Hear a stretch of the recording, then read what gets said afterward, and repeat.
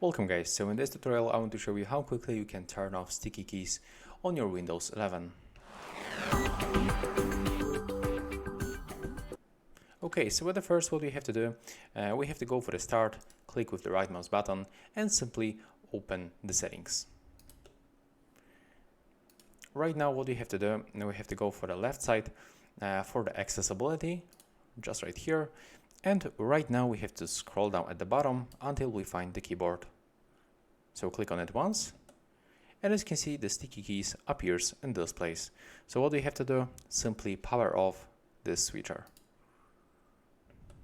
And that's all for this video. As you can see, it was very simple. So if you find this video helpful, just remember to leave a like, comment, and subscribe to our channel.